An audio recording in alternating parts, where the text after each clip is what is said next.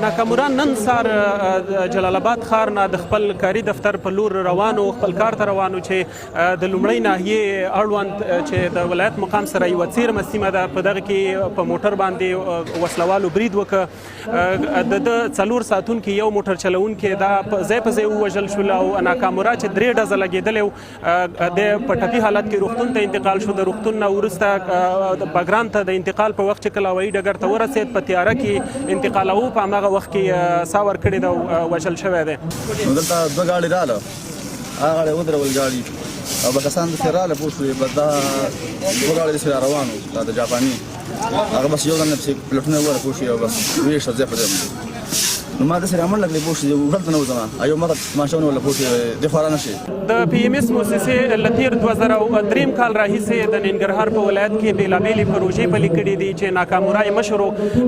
د ناکامورا نه وړاندې د ایټو په نوم باندې د دغې کمپنۍ یو بل د زراعت د برخې یو مشر هم په 2008 میلادي کال کې لومړی وسلوالو وتښتاوه او د هغې نه وروسته چې کله د غره یوې څنډې ته ورسېدل، ولسي خلک د هغې د ژغورنې دپاره ورغلل، نو وسلوالو هغه وواژه او د هغې نه راوروسته ولسي خلکو دا باور هم ښودلی و چې همغه کس یې نیولی و، حکومت ته یې سپارلی و.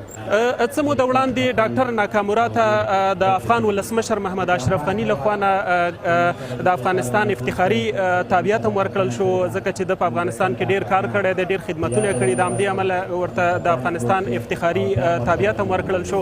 ولسي خلک ډېر خواشیني دي او ان د جلال آباد ښار په دغه څنډه کې مدني فعالان او ځایي خلک راټول شوي دي، د ناکامورا په یاد شمې بلوي او د هغه وژنه غندي او د حکومت نه غوښتنه کوي چې باید د هغه قاتلین ونیول شي او د قانون منګولو ته وسپارل شي. ناکامورا او دوی سره په څنګ کې 4 شهید شوي افغان مظلوم افغانان دا د اوبو د جګړې ښکار شوي قاتلین معلوم دي.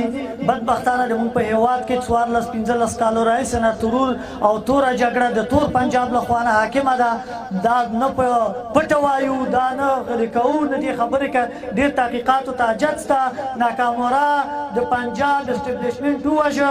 83 کلن ډاکټر ناکامورا له تېرو اوږدو کلونو راهیسې د ننګرهار په 4 ولسوالیو کې کار کوو، د بیارغونې کار یې کوو.